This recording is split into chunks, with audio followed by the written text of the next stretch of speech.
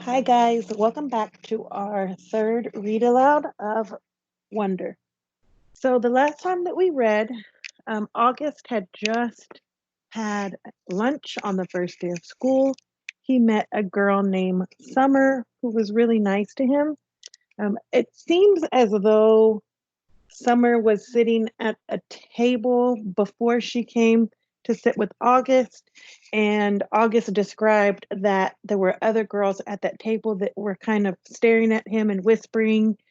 And then Summer came to the table to sit with him. She left the girls that were whispering about him. So I think that was pretty brave of her. If I had to think of one character trait for Summer, I would say that she was brave to come and sit down with him when really nobody else wanted to sit with August at lunch and everybody else was really rejecting him. So let's get started on the rest of our read aloud for today. Okay, so we're going to start at 1 to 10. Mom always had this habit of asking me how something felt on a scale of 1 to 10. It started after I had my jaw surgery where I couldn't talk because my mouth was wired shut. They had taken a piece of bone from my hip to insert into my chin to make it look more normal. So I was hurting a lot in different places. My mom would point to one of my bandages and would hold up my fingers to show her how much it was hurting. One meant a little bit. 10 meant so much.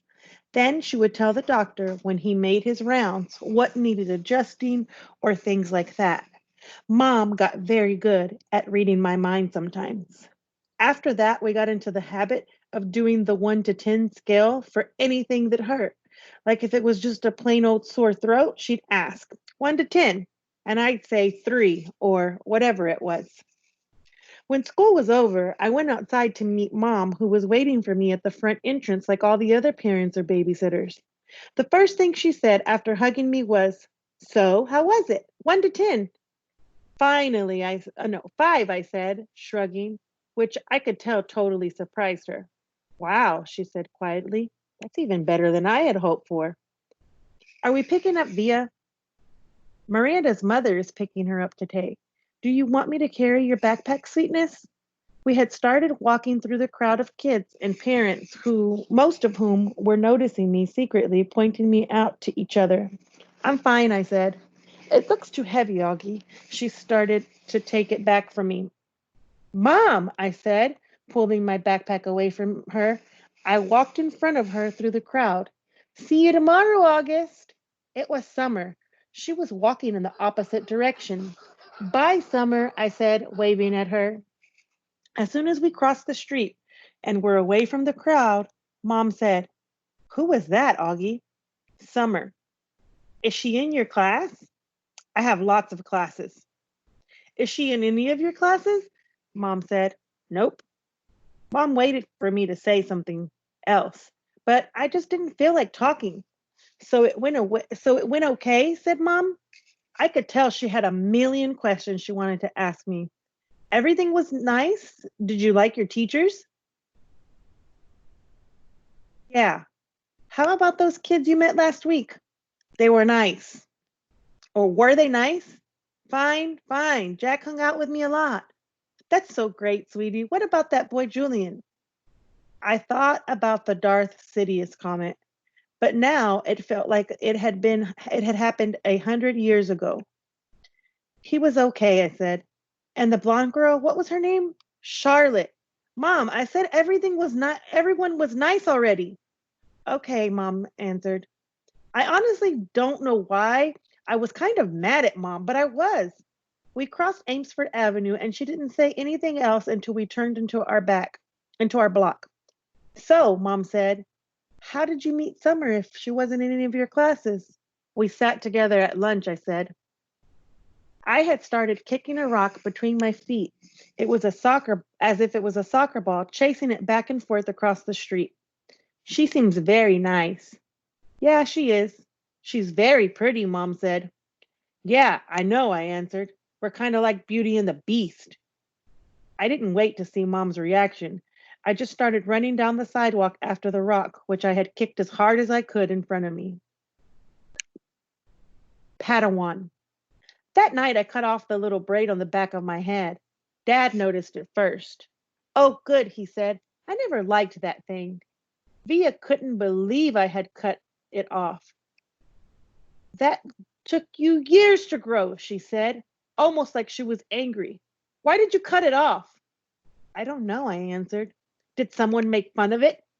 No. Did you tell Christopher we were cutting it off?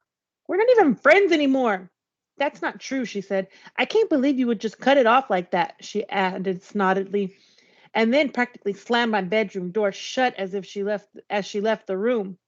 I was snuggling with Daisy on my bed when Dad came to tuck me in later. He scooched Daisy over gently and lay down next to me on the blanket. So, Augie doggy, he said, it was really an okay day? Sorry about that. He got that from an old cartoon about a Dachshund named Augie Doggy. By the way, he had bought it for me on eBay when I was about 4 and watched it a lot for a while, especially in the hospital. He would call me Augie Doggy, and I would call him Dear O Dad, like the puppy called the Dachshund Dad on the show. Yeah, it was totally okay, I said, nodding. You've been so quiet all night long. I guess I'm tired. It was a good long day, huh? I nodded. But it really was okay? I nodded again. He didn't say anything, so after a few seconds, I said, it was better than okay, actually. Why do you think Augie lied about his day and did not tell his family about the truth about his first day of school? So that is your first turn and talk question that you will answer in your portfolio this week. All right, let's keep going. That's great to hear, Augie, he said quietly, kissing my forehead. So it looks like it's good. So it looks like it was a good call Mom made. You're going to school.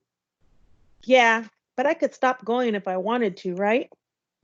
That was the deal. Yes, he answered.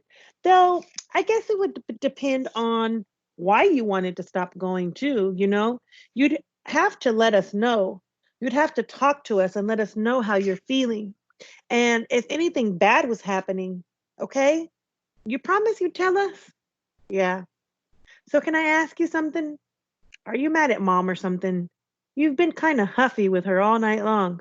You know, Augie, I'm as much to blame for sending you to school as she is. No, she's more to blame. It was her idea. Mom knocked on the door just then and peeked her head inside my room. Just wanted to say good night, she said. She looked kind of shy for a moment or for a second. Hi, Mama, Dad said, picking up my hand and waving it at her. I heard you cut off your braid, Mom said to me, sitting down at the edge of the bed next to Daisy. It's no big deal, I answered quickly. I didn't say it was, said Mom.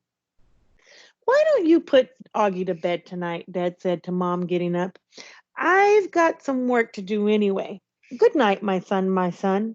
That was another part of our Augie doggy routine, though I wasn't in the mood to say good night, dear old Dad. I'm so proud of you, said Dad. And then he got up out of the bed. Mom and Dad had always taken turns putting me to bed. I know it was a little babyish of me to still need them to do that, but that's just how it was with us. Will you check in on Via? Mom said to Dad as she lay down next to me. He stopped by the door and turned around. What's wrong with Via? Nothing, said Mom, shrugging. At least that she would tell me. But first day of high school and all that. Said Dad, and then he pointed his finger at me and winked. It's always something with you kids, isn't it? He said. Never a dull moment, said Mom. Never a dull moment, Dad repeated. Good night, guys. As soon as he closed the door, Mom pulled out the book she'd been reading to me for the last couple of weeks. I was relieved because I was really afraid she'd want to talk, and I just didn't feel like doing that. But Mom didn't seem to want to talk either. She just flipped through the pages until she got to where she had let off. We were about halfway through The Hobbit. Stop, stop, shouted Thorin, said Mom, reading aloud. But it was too late. The excited dwarfs had wasted their last arrows, and now the bows of Bjorn had given them were useless. They were a gloomy party that night, and the gloom gathered deeper on them in the following days. They had crossed the enchanted stream, but beyond it the path seemed to straggle on just as before, and in the forest they could see no change. I'm not sure why, but all of a sudden I started to cry. Mom put the book down and wrapped her arms around me. She didn't seem surprised that I was crying. It's okay, she whispered into my ear. It'll be okay. I'm sorry, I said between sniffles. Shh, she said, wiping my tears with the back of her hand. You have nothing to be sorry about. Why do I have to be so ugly, Mommy? I whispered. No, baby, you're not. I know I am. She kissed me all over my face. She kissed my eyes that came down too far. She kissed my cheeks that looked punched in. She kissed my tortoise mouth. She said soft words that I knew were meant to help me, but words can't change my face. Wake me up when September ends. The rest of September was hard. I wasn't used to getting up so early in the morning. I wasn't used to this whole notion of homework, and I got my first quiz at the end of the month. I never got quizzes when Mom homeschooled me. I also didn't like how I had no free time anymore. Before, I was able to play whenever I wanted to, but now it felt like I always had stuff to do for school. And being at school was awful in the beginning. Every new class I had was like a new chance for kids to not stare at me. They would sneak peeks at me from behind their notebooks or when they thought I wasn't looking. They would take the longest way around me to avoid bumping into me in any way, like I had some germ they could catch, like my face was contagious. In the hallways, which were always crowded, my face would always surprise some unsuspecting kid who hadn't heard about me. The kid would make the sound you make when you hold your breath before going underwater, a little sound. This happened maybe 4 or 5 times a week for the first few weeks on the stairs in front of the lockers in the library. 500 kids in the school. Eventually, every one of them was going to see my face at some time. And I knew after the first couple of days that word had gotten around about me because every once in a while I'd catch a kid elbowing his friend as they passed me or talking behind their hands as I walked by them. I could only imagine what they were saying about me, actually. I prefer not to even try to imagine it. I'm not saying they were doing these things in a mean way, by the way. Not once did any kid laugh or make noises or did anything like that. They were just being normal, dumb kids. I know that. I kind of wanted to tell them that. Like, it's okay. I know I'm weird looking. Take a look. I don't bite. Hey, the truth is, if a Wookiee started going to the school all of a sudden, I'd be curious. I'd probably stare a bit. And if I was walking with Jack or Summer, I'd probably whisper to them, hey, there's a Wookiee. And if the Wookiee caught me saying that, he'd know I wasn't trying to be mean. I was just pointing out the fact that he's a Wookiee. It took me 1 week for the kids in my class to get used to my face. These were the kids I'd see every day in all my classes. It took about 2 weeks for the rest of the kids in my grade to get used to my face. These were the kids I'd see in the cafeteria, yard time, PE, music, library, computer class. It took about a month for the rest of the kids and the entire school to get used to it. These were the kids in all the other classes. They were big kids. Some of them had crazy haircuts. Some of them had earrings in their noses. Some of them had pimples. None of them looked like me. Jack Will. I hung out with Jack in homeroom, English, history, computer, music, and science, which were all the classes we had together. The teachers assigned seats in every class, and I ended up sitting next to Jack in every single class. So I figured either the teachers were told to put me and Jack together, or it was totally incredible coincidence. I walked to classes with Jack too. I know he noticed kids staring at me, but he pretended not to notice. One time, though, on our way to history, this huge eighth grader who was zooming down the stairs took two steps at a time, accidentally bumped into us at the bottom of the stairs and knocked me down. As the kid helped me stand up, he got a look at my face, and without even meaning to, he just said, "Whoa!" Then he patted me on the shoulder like he was dusting me off and took off after his friends. For some reason, me and Jack started cracking up. "That guy made the funniest face," said Jack as we sat down at our desks. "I know, right?" I said. He was like, "Whoa!" I swear, I think he wet his pants. We were laughing so hard that the teacher, Mr. Roche, had to ask us to settle down. Later, after we finished reading about how ancient Sumerians built sundials, Jack whispered, "Do you ever want to beat those kids up?" I shrugged. "I guess. I don't know. I'd want to. I think you should get a secret squirt gun or something and attach it to your eye somehow. And every time someone stares at you, you should squirt them in the face. With some green slime or something," I answered. "No, no, with slug juice mixed with dog pee." "Yeah," I said, completely agreeing. "Guys," said Mr. Roche from across the room, "people are still reading." We nodded and looked down at our books. Then Jack whispered, "Are you always going to look this way, August? I mean, can't you get plastic surgery or something?" I smiled and I pointed to my face. "Hello, this is after plastic surgery." Jack clapped his hand over his forehead and started laughing hysterically. "Dude, you should sue your doctor," he answered between giggles. This time, the two of us were laughing so much we couldn't stop, even after Mr. Roche came over and made us both switch chairs next to the kids with the kids next to us. So this is our second turn and talk question. I want you guys to think back to when Julian asked, "So what's the deal with your face?" Why do you think the dialogue between Jack and Augie right here makes Augie feel different than when Julian asked the same thing? So you'll answer this question in your portfolio. All right. So let's move on to Mr. Brown's October precept. Mr. Brown's precept for October was, "Your deeds are monuments."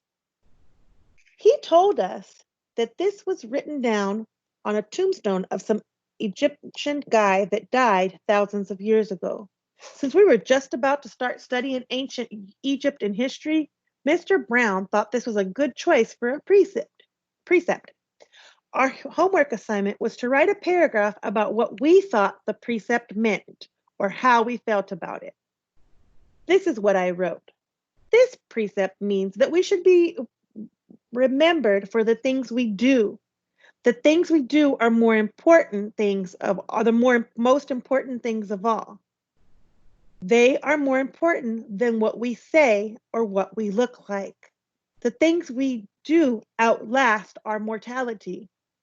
The things we do are like monuments that people build to honor heroes after they've died. They're like the pyramids that the Egyptians built to honor the pharaohs.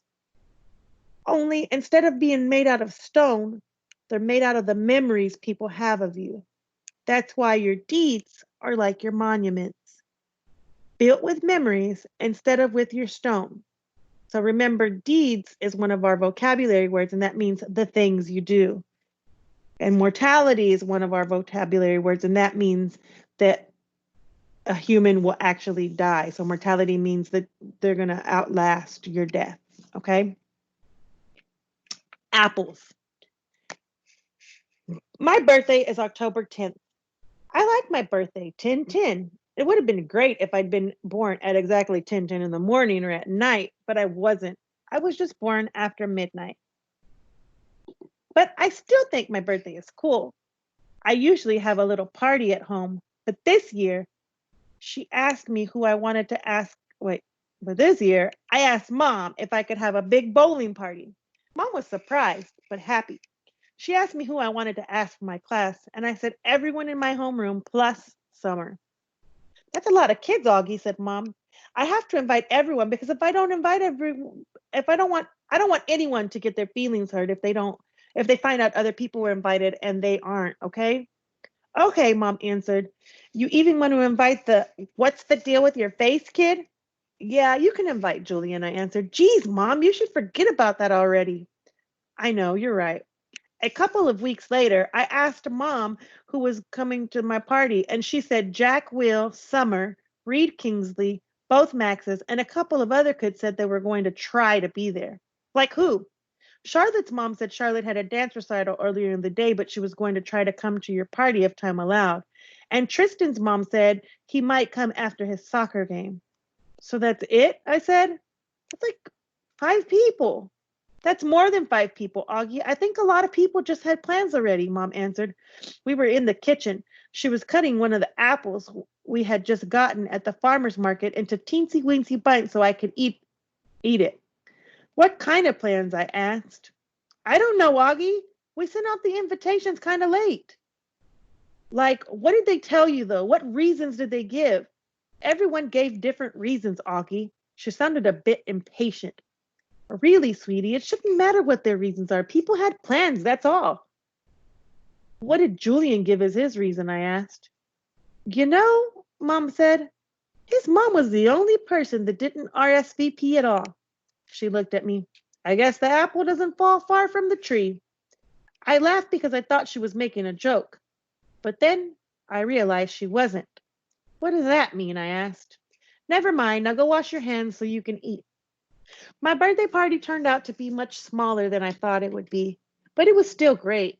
Jack, Summer, Reed, Tristan, and both Maxes came from school, and Christopher came too, all the way from Bridgeport with his parents. And Uncle Ben came, and Aunt Kate and Uncle Poe drove from Boston, though Tata and Papa were in Florida for the winter. It was fun because all of the grown-ups ended bowling in the lane right next to us, so it really felt like there were a lot of people there to celebrate my birthday. Halloween. At lunch the next day, Summer asked me what I was going to be for Halloween. Of course, I'd been thinking about it since last Halloween, so I knew right away. Boba Fett. You know, you can wear a costume to school on Halloween, right? No way, really? So long as it's politically correct. What, like no guns and stuff? Exactly. What about blasters? I think a blaster's like a gun, Augie. Oh man, I said, shaking my head. Boba Fett has a blaster. At least we don't have to come like a character in a book anymore. In the lower school, that's what you had to do. Last year I was the Wicked Witch of the West from The Wizard of Oz. But that's a movie, not a book. Hello, Summer answered. It was a book first, one of my favorite books in the whole world, actually. My dad used to read it to me every night in the first grade. When Summer talks, especially when she's excited about something, her eyes squint like she's looking right into the sun. I hardly ever see Summer during the day since the only class we have together is English. But ever since that first lunch at school, we've sat at the summer table together every day, just the two of us. So what are you going to be? I asked her. I don't know yet. I know what I'd really want to go at, but I think it might be too dorky. You know, Savannah's group isn't even wearing costumes this year. They think we're too old for Halloween. What? That's just dumb. I know, right? I thought you didn't care what those girls think. She shrugged and took a long drink of her milk. So what dorky thing do you want to dress up as? I asked her, smiling. Promise not to laugh? She raised her eyebrows and her shoulders, embarrassed. A unicorn. I smiled and looked down at my sandwich. Hey, you promised not to laugh, she laughed. Okay, I said, but you're right. That is too dorky. I know, she said, but I have it all planned out. I'd make the headband out of paper, mache, and paint the horn gold, and make the mane gold too. It would be so awesome. Okay, I shrugged. Then you should do it. Who cares what other people think, right? Maybe what I'll do is wear it for the Halloween parade, she said, slapping her fingers. And I'll just be like a goth girl for school. Yeah, that's it. That's what I'll do. Sounds like a plan, I nodded. Thanks, Augie, she giggled. You know, that's what I like best about you. I feel like I can tell you anything. Yeah, I answered, nodding. I gave her a thumbs up. Cool beans. School pictures. I don't think anyone will be shocked to learn that I don't want to have my school picture taken on October 22nd. No way, no thank you. I stopped letting anyone take pictures of me a while ago. I guess you could call it a phobia. No, actually, it's not a phobia, it's an aversion. And if you remember, aversion is our vocabulary word, it means complete dislike, which is a word I just learned in Mr. Brown's class. I have an aversion to having my picture taken. Therefore, there, I used it in a sentence. I thought mom would try to get me to drop my aversion of having my picture taken for school, but she didn't. Unfortunately, while I managed to avoid having the portrait taken, I couldn't get out of being part of the class picture. Ugh. The photographer looked like he'd just sucked on a lemon when he saw me. I'm sure he thought I ruined the picture. I was one of the ones in the front, sitting down. I didn't smile, not that anyone could tell. The cheese touch. I noticed not too long ago that even though people were getting used to me, no one would actually touch me. I didn't realize this at first because it's not like kids go around touching each other that much in middle school anyway. But last Thursday in dance class, which is like my least favorite class, Miss Adanabi, the teacher, tried to make Samantha Chin be my dance partner. Now, I've never actually seen someone have a panic attack before, but I have heard about it, and I'm pretty sure Ximena had a panic attack at that second. She got really nervous and turned pale and literally broke into a sweat within a minute. And then she came up with some lame excuse about really having to go to the bathroom. Anyway, Miss Adanabi let her off the hook because she ended up not making anyone dance together. Then yesterday, in my science elective, we were doing this cool mystery powder investigation where we had to classify a substance as an acid or a base. Remember, classify is one of our vocabulary words. It means we're trying to separate things based on one of their. So they're trying to classify the powder as a acid or as a base. Okay, so they're trying to distinguish it. Everyone had to heat their mystery powders on a heating plate and make observations. So we were all huddled around the powders with our notebooks. Now, there are 8 kids in the elective, and 7 of them were squished together on one side of the plate, while one of them, me, had loads of room on the other side. So, of course, I noticed it, but I was hoping Miss Rubin wouldn't notice it because I didn't want her to say something. But of course she did notice this, and of course she said something. Guys, there's plenty of room on that side. Tristan, Nino, go over there, she said. So Tristan and Nino scooted over to my side. Tristan and Nino have always been nice to me. I want to go on record as saying that. Not super nice, like they go out of their way to hang out with me, but okay nice. Like they say hello to me and talk to me like normal. And they didn't even make a face when Miss Rubin told them to come on my side, which a lot of kids do when they think I'm not looking. Anyway, everything was going fine until Tristan's mystery powder started melting. He moved his foil off the plate just as my powder began to melt, too, which is why I went to move mine off the plate, and then my hand accidentally bumped his hand for a fraction of a second. Tristan jerked his hand away so fast he dropped his foil on the floor while knocking everyone else's foil off the heating plate. Tristan, yelled Miss Rubin. But Tristan didn't even care about the spilled powder on the floor that he ruined everyone's experiment. What he was most concerned about was getting to the lab sink to wash his hand as fast as possible.